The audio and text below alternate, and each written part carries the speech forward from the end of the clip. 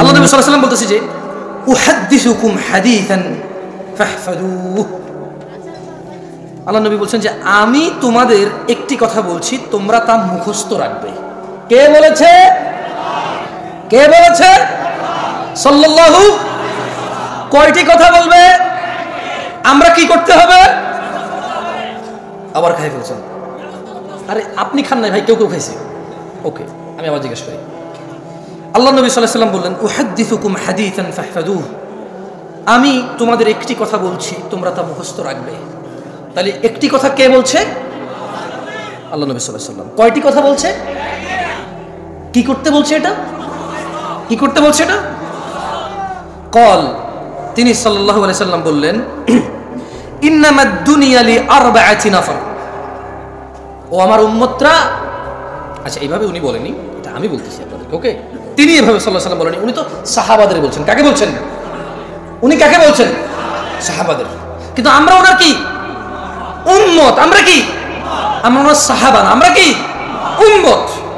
তিনি ওনার সাহাবাদের মাধ্যমে, সাহাবাদের প্লাসে কিয়ামত পর্যন্ত যত মানুষ এই পৃথিবীতে আসবে সবার জন্য সমান বিধান, সবার জন্য সমান বিধান। তিনি বলছেন যে উহাদ্দিসুকুম হাদিসান ফাহফাযুহু, আমি তোমাদের একটি কথা বলছি, তোমরা তা মুখস্থ রাখবে।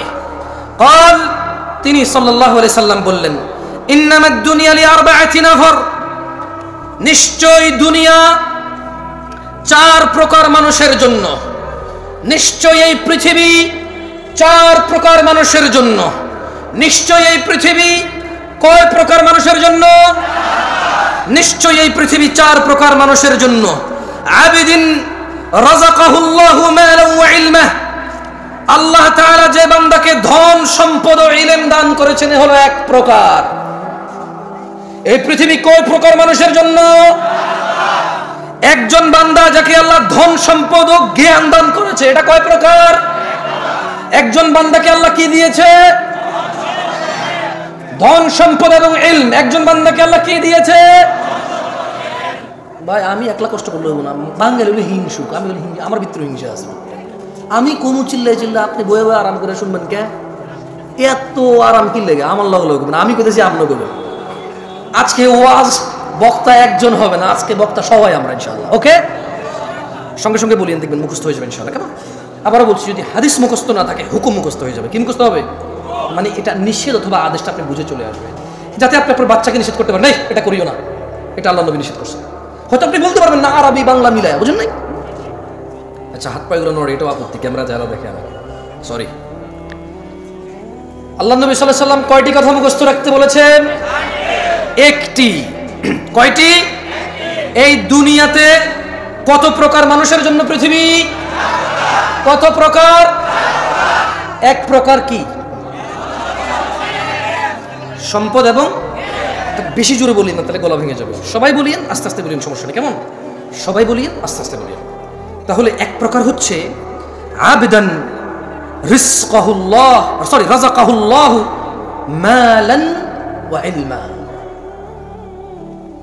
আল্লাহ তাআলা যে বান্দাকে ধন সম্পদ এবং ইলম দান করেছে, সুবহানাল্লাহ, ফাহুয়া ইয়াত্তাকি ফীহি রাব্বাহু ওয়া ইয়াসিলু ফীহি রাহিমাহ। যাকে আল্লাহ ধন সম্পদ ও ইলম দিয়েছে, আল্লাহ বলছেন যে, আল্লাহ নবী বলছেন যে আর এবং ইলমের ক্ষেত্রে তার রবকে ভয় করে ও আত্মীয়দের সাহায্য করে, সুবহানাল্লাহ। তাহলে পৃথিবী চার প্রকার মানুষের জন্য। কয় প্রকার মানুষের জন্য?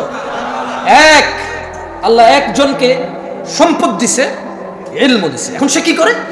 সে ইলম দিয়ে আর সম্পদ দিয়ে আল্লাহকে ভয় পায়। কাকে ভয় পায়?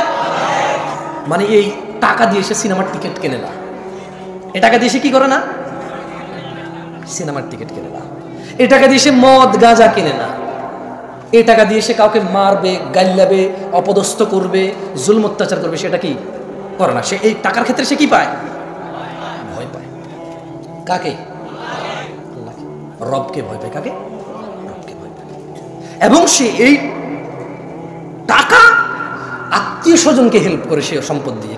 কি দিয়ে সম্পদ হেল্প করে? সে আত্মীয় স্বজনকে কি করে? সে ফুফিদের সম্পদ কারা কারা দেন নাই?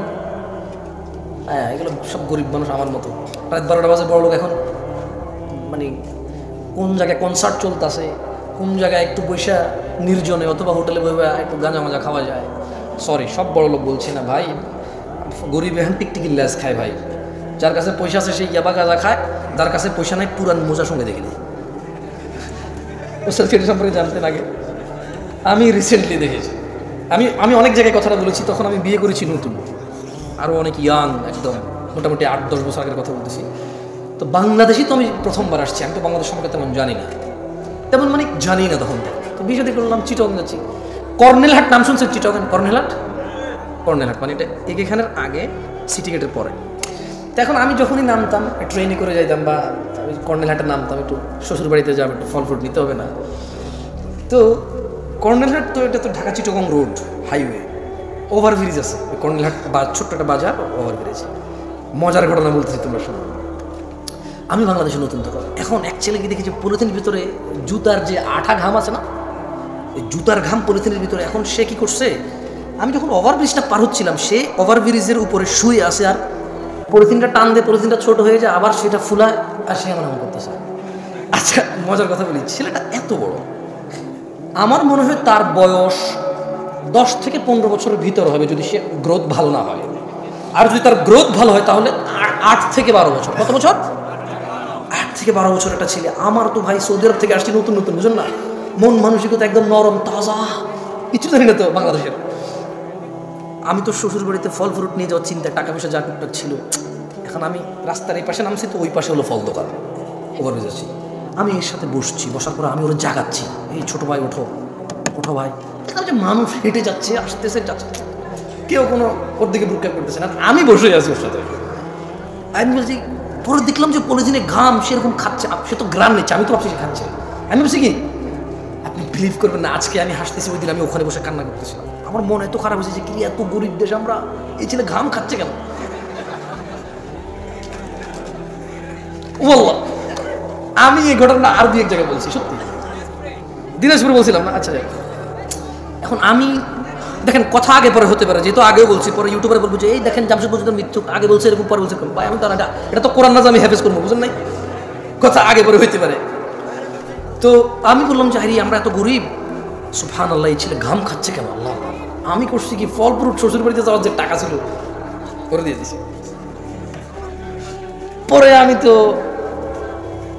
শ্বশুর বাড়িতে গেলাম, মানে শ্বশুর বাসায় গেলাম, যে কথাবার্তা হলো। পরে আমি শেয়ার করলাম একজনকে, সে বলে যে আরে এটা তো নেশা করতেছিল। কি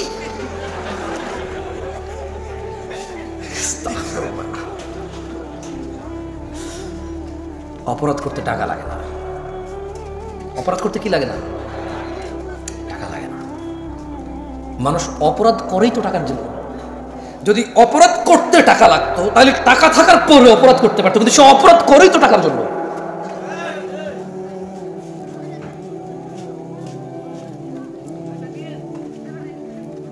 কয় প্রকার মানুষের জন্য পৃথিবী? এর মধ্যে এক প্রকার হচ্ছে যাকে আল্লাহ কি দিয়েছে? ইলম এবং ধন সম্পদ। সেই ধন সম্পদের ইলম দিয়ে কাকে ভয় পায়? আত্মীয় স্বজনকে কি করে? সাহায্য করে। এগুলো কয় প্রকার? এক প্রকার। ওয়ায়ালামু লিল্লাহি ফিহি হাক্কা, এবং সে জানে এতে এই সম্পদ আল্লাহ তাআলার প্রতি হক আছে।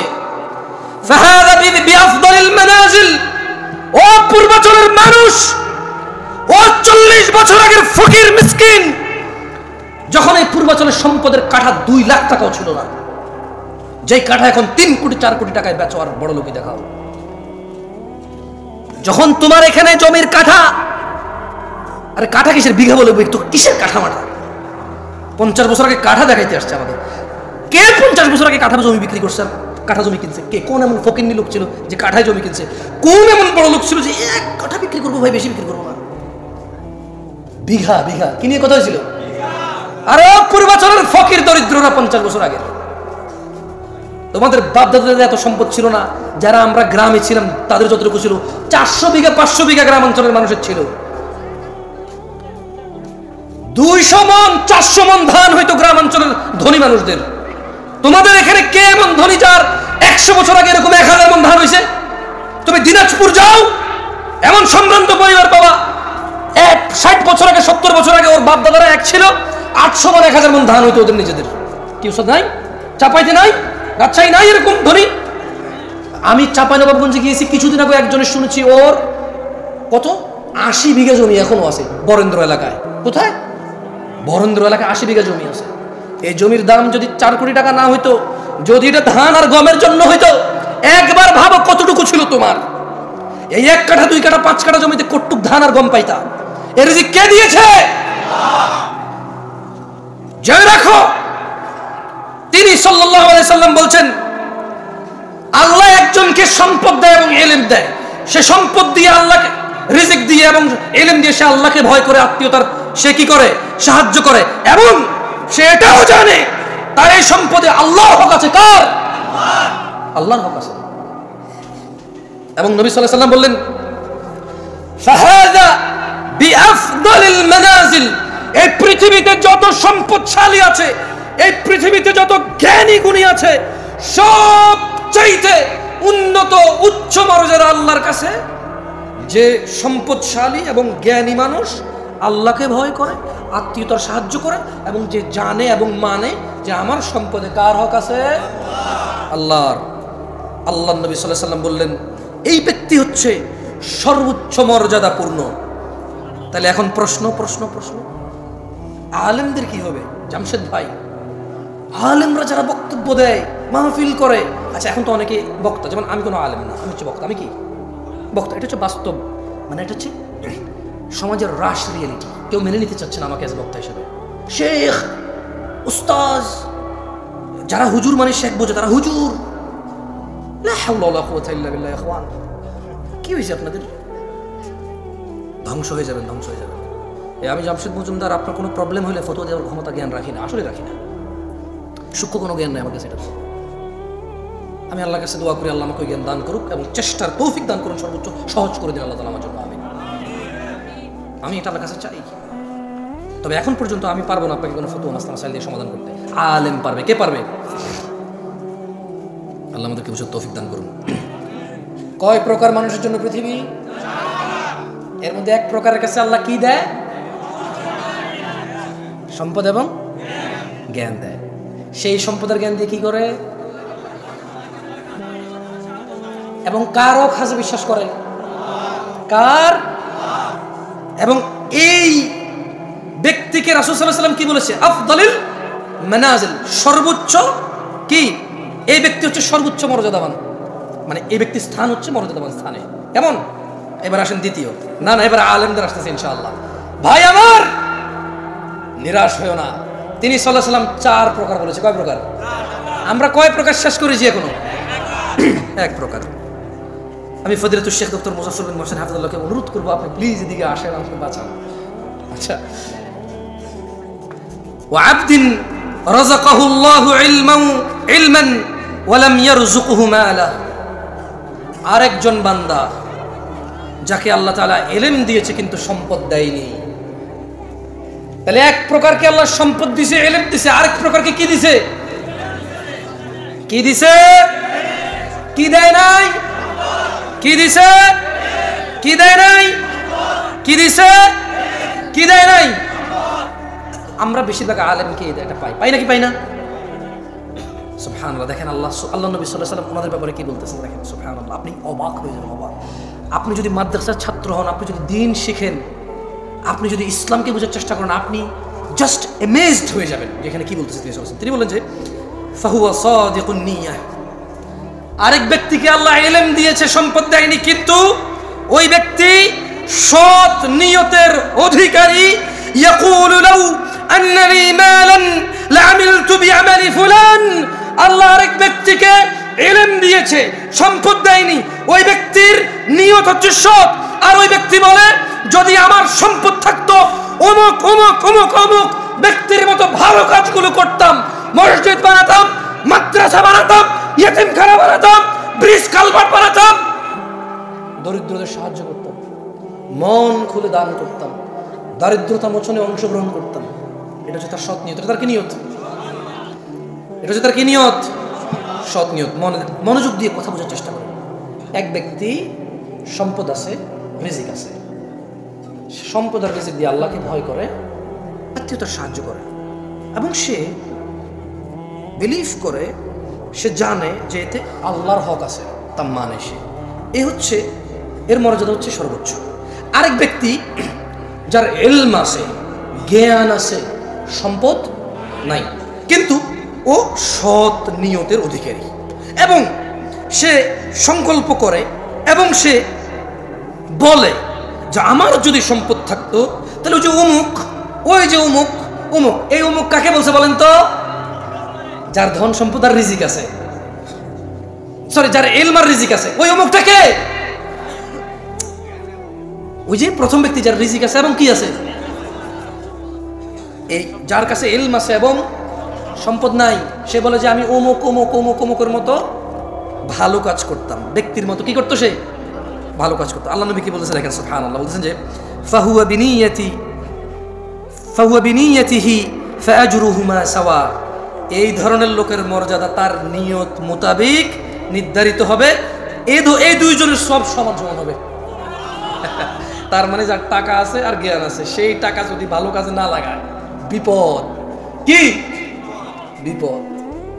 কিন্তু যার ইলম আছে, টাকা নাই, সৎ নিয়তের অধিকারী, আর মনে মনে সংকল্প করে টাকা থাকলে মসজিদ বানাইতে পারতাম, একটা সুন্দর এখানে ওযুখানাটা করে দিতাম, আমার কাছে টাকা থাকলে বেটা এসি লাগাইতাম, বেটা আমার কাছে টাকা থাকলে 5 তলা করে দিতাম, মানুষজন নামাজের জায়গা নেই, আর এই অমুক মাদ্রাসায় এতিমরা পড়ে, ভালো খাওয়া দাওয়া খাইতে পারে না, এই শীতকালে ওদের এই টিনের ফাঁকে দিয়ে বাতাস ঢোকে, জানালাতে থাই গ্লাস লাগানো নাই, আমার কাছে টাকা থাকলে থাই গ্লাস লাগা দিতাম, এতিমগুলো সুন্দর করে থাকতো, অমুক, সেগুলো ভাবে, এগুলো সে কি করে? এতেই তার, ওই যে ব্যক্তি করে, টাকা খরচ করে, এর সব সমান সমান হয়ে যাবে। সুবহানাল্লাহ। তাহলে কয় প্রকার পাইলাম আমরা এখন পর্যন্ত? পৃথিবী কয় প্রকার মানুষের জন্য? এক প্রকার মানুষের কি আছে? সম্পদ, এবং সেই সম্পদ ইলম দিয়ে কি করে, এবং কার হক আছে, মানে এই ব্যক্তি মর্যাদার দিকে কতটুকু, মর্যাদা দিকে কতটুকু, আরেক ব্যক্তির কি আছে, শুধু কি নাই, তার সৎ নিয়ত থাকার কারণে তার সওয়াব কার মতো হবে? এখনো কি দরিদ্রতার কারণে আফসোস হয়? জেবে টাকা নাই আফসোস হয়? আর একটা সৎ নিয়তের দরকার, আর ইলম অর্জন করার দরকার। কি অর্জন করার দরকার? ইলম অর্জন করার দরকার। এবার আসেন, এবার তিনি সাল্লাল্লাহু আলাইহি সাল্লাম বললেন, ওয়া আবদিন রাযাকাহুল্লাহু মালান ওয়া ইলমা ওয়া লাম ইয়ারযুকুহু ইলমা, যেটা বলছি আপনাকে। অতএব সে ব্যক্তি এই বিষয়ে তার রবকেও ভয় করে না, মানে এখানে আমি বলি আপনাকে, মূলত 4 প্রকার বলছে না, এক প্রকার কাছে ইলম আছে, সম্পদ আছে, ভালো করে, আরেক প্রকার কাছে ইলম আছে, সম্পদ নাই, দুইজন সমান, আরেক প্রকারের কাছে কি আছে, ইলম নাই, সম্পদ নাই, কি নাই, কি নাই। আচ্ছা, এরকম আছে কিনা বলেন তো? রিক্সা ড্রাইভার, ভ্যান ড্রাইভার, রিক্সা ড্রাইভার, ভ্যান ড্রাইভার, তারপর যে মাটি কাজ করে যারা ফসলের জন্য, আছে কিনা? আসলে আমাকে শেখ সাইফুদ্দিন বেলাল মাদানী হাফেজাহুল্লাহ অনেক আগে 2012-13 সালের কথা বলছি আপনাকে, উনি আমাকে বলেছে, জামশেদ তুমি মানুষকে কয় প্রকার পাবা জানো? আমি বললাম কয় প্রকার? বলেছে দেখো উস্তাজ, আমাকে আদর করে উস্তাজ বলে, আমি তো অনেক বড় শেখ, অনেক ছোট ছিলাম, আমি খুব আদর করতাম, আমাকে এখনও আদর করে আলহামদুলিল্লাহ। তো বলেছে দেখো, একজন লোককে আল্লাহ দুনিয়াও দিছে, আখিরাতও দিছে। কি দিছে? দুনিয়াও দিছে, আখিরাতও দিছে, মানে তার দুনিয়াতে জনসম্পদ আছে এবং তার কৃতকর্ম তাকে জান্নাতে নিয়ে যাবে। কোথায় নিয়ে যাবে? আরেকজন দুনিয়া নাই কিন্তু আখিরাত আছে, কিন্তু কি আছে? কি নাই কিন্তু কি আছে? মানে দুনিয়াতে কষ্ট দুঃখ দুর্দশা আছে কিন্তু আখিরাতে জান্নাত আছে, কি আছে?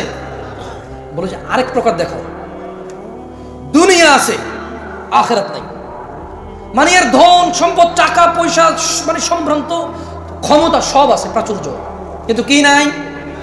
জান্নাত নাই। কি নাই? বলে যে আরেক প্রকার দেখো, দুনিয়াও নাই আখিরাতও নাই। আমি একবার আমার এক ফ্রেন্ডকে এয়ারপোর্টে রিসিভ করতে আসতেছিলাম 2013-14 সালের কথা 15 সালের কথা বলতেছি আপনাকে। তো আমি তখন ঢাকায় থাকি না, ঢাকা আমি চিনি না। তো আমি যখন আমাদের কুমিল্লার দিক থেকে আসলাম, এই স্টাফ কোয়ার্টার যে রোড, আমি কোনোগুলোর নাম জানি না তখন, কেমন রমাদানের সময় ছিল, 2015 সালের কথা বলছি। তো আমি আমার ফ্রেন্ডকে নেওয়ার জন্য ওদিক থেকে গাড়ি নিয়ে আসছিলাম, এয়ারপোর্টে যাবো, তা আমি কিচ্ছু চিনি না, দেখলাম যে রমাদানের সময় তাল কাটতেছে, তাল মানে তখন জুমার দিন, কিসের দিন মানে জুমার দিন, জুমার রোজা ছিল ওইটা, তাল কাটতেছে।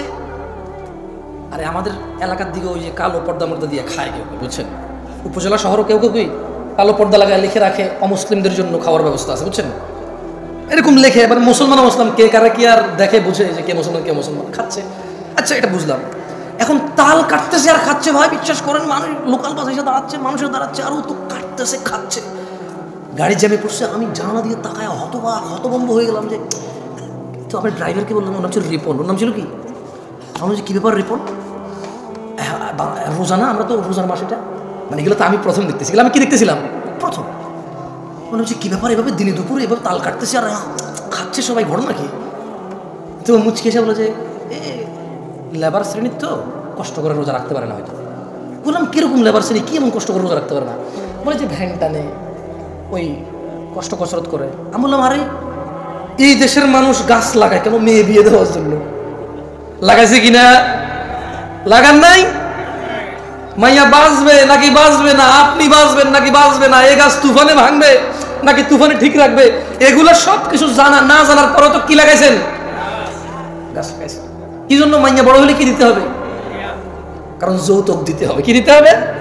মূলত যারা যারা মেয়ে বিয়ের জন্য গাছ লাগাইছে সব যৌতুকের মাইন্ডে লাগাইছে, কারণ মেয়ের বিয়েতে কোনো খরচ নাই ইসলামে, ও খরচ করতে হবে, খরচ করতে গেলে গাছ লাগাইতে হবে, তো গাছ লাগাইলে খরচ আসবে, টাকা আসবে। তো আমি রিপনকে বললাম, রিপন এদেশের মানুষ গাছ লাগায়, কোথায় মেয়ে বড় হবে, ছোট হবে, বিয়ে হবে, কোথায় কি হবে? বিয়ে করার জন্য, মেয়ে বিয়ে দেওয়ার জন্য গাছ লাগায়, ডিপিএস করে, টাকা জমায়, সমিতি করে। এই ভ্যান ড্রাইভার, এই রিক্সা ড্রাইভার, এই মাটি কাটা লোকটা কি জানতো না যে 11 মাস পরে রমাদান আসবে? বলে যে অবশ্যই জানতো। আমি বললাম তুমি জেনে রাখো, ওর যদি রবের জন্য ভালোবাসা থাকতো, এই হৃদয়ের ভিতরে যদি ভালোবাসা থাকতো, ওর যদি ইচ্ছা থাকতো জান্নাতের, ও যদি টার্গেট হতো জান্নাতের, আমি বলছি না যে এটা সহজ করা, আমি বলছি না এটা সহজ করা, আমি বলছি না এটা খুব সহজ, আমি জানি এটা অনেক কঠিন, অনেক অনেক অনেক কঠিন, কিন্তু ও কিন্তু ওই 11 মাসে টাকা জমাইতে পারতো যে আমি রমজান আসলে পরিশ্রম কম করবো, আমি রোজা আসলে মাগরিবের পরে কাজ করব, আমি রোজা আসলে ইশার পরে কাজ করব, আমি রোজা আসলে সাহুরের আগ মানে ভোর রাতের খাওয়ার আগ পর্যন্ত আমি কাজ করব, আমি রোজা আসলে কাজে যাব না, অথবা করলেও আমি হালকা কাজ করব, কমাই করবো, যতটুকু আমার শরীরের ক্ষমতা আছে সহ্য করার, আমি এর বেশি করব না। ওর যদি রোজা রাখার নিয়ত থাকতো, এরপরে ও যখন আমার বলছে যে কষ্টের কাজ করে, তো আমি বললাম যে জুমার নামাজ এই যে দেখো, মানে আমি তো মুসাফির, আমি কি মুসাফির, আচ্ছা আবার ঢাকার নামাজের সময় আরেক জায়গার নামাজের সময় সমান না, বুঝছেন, আগে পরে 20-30 মিনিটও আগে পরে হয়। তো এই যে বনশ্রী যে কেন্দ্রীয় মসজিদ আছে, ওটার সামনে এসে আরেকজন পাইলাম, তোর বল আমরা তো জুমার নামাজ পড়ে ফেলছিলাম। বললাম যে দেখো এখানে এখনো জুমার নামাজ চলতেছে না, মানুষজন রাস্তা পর্যন্ত নামাজ পড়তেছে, লোকাল বাসের ভিতরে মানুষ ভর্তি, ড্রাইভার ভর্তিও কিন্তু নামাজ পড়তেছে, তাহলে বলো এটা কি কষ্ট কাজ? আমি মনে উদাহরণটা বুঝতে পারিনি পারছি, মানে ওকে বললাম তাল খাচ্ছে কেন ওরা রোজার দিনে, বলছে যে কষ্টের কাজ করে। এর কিছুক্ষণ আসার পরে যে স্টাফ কোয়ার্টার পার হয়ে যখন বনশ্রী পর্যন্ত আসলাম, দেখলাম যে এখানে এখনো নামাজ শেষ হয়নি, ওদিকে কোথাও কোথাও নামাজ শেষ, আমরা নামাজ পড়ে গেছিলাম। তো দেখলাম যে স্টাফ কোয়ার্টার, ওই যে বনশ্রীর মসজিদটা পুরো একদম রাস্তা পর্যন্ত ভরাট হয়ে গেছে, এখন বাস আসছে না, তো রাস্তার মধ্যে মুসল্লি নামাজ পড়তেছে, ওকে যেতে পারতেছে, তো আমরাও যে আমি আটকাইছি গাড়ি। বললাম যে তাহলে রিপন বলো তো, তাল খাচ্ছিল, রোজা রাখতে পারতেছিল না কারণ কষ্টের কাজ করেও। এখন ওই যে লোকাল বাসের ড্রাইভারও কিন্তু অমুসলিম না, ওই যে লোকাল বাসের ভিতরে বাস ভর্তি কি যাত্রী, ওরাও কিন্তু অমুসলিম না, তাহলে ওরা কেন নামাজ পড়তেছে না বলতে পারো? মাত্র 2 রাকাত, তো মাত্র কয় রাকাত?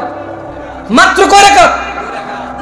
তাহলে শেখ সাইফুদ্দিন বেলাল মাদানী হাফিজাহুল্লাহর ওই নসিহতটা মনে পড়ে গেল যে এক প্রকার আছে দুনিয়াও নাই আখিরাতও নাই।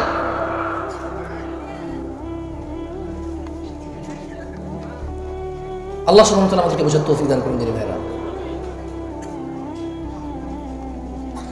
আমি আপনাদের একটা হাদিস শিখাই, শিখবেন? শিখবেন? আমি আপনাদের বিরক্ত করতে চাই না আসলে। আমি আজকে মানে স্টেজে উঠছি থেকে আমি একটু কনফিউজ, শেখ আমাকে বলছে একটু লম্বা সময় বলতে হবে, আমি আসলে বুঝতেছি না আমি কী বলবো। আমার যদি 40-50 মিনিট হতো, আমি একটা বিষয় চয়েস করতাম, সুন্দর করে বলে চলে যাওয়ার চেষ্টা করতাম। আচ্ছা একটা হাদিস শিখেন।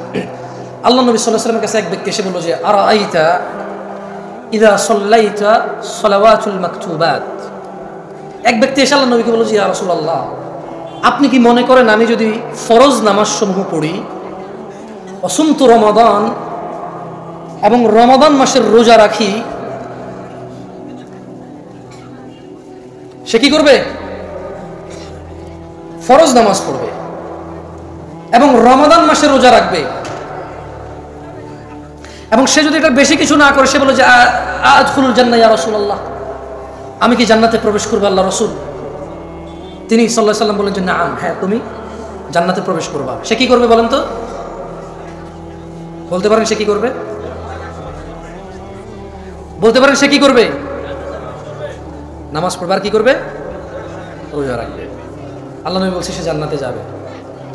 ওই লোক আল্লাহ নবী সাল্লাল্লাহু আলাইহি ওয়াসাল্লামকে বলল যে ওয়াল্লাহি, আল্লাহর কসম, লা আযীদু আলা যালিকা শাইআ, আমি এর বেশি কিছু করব না।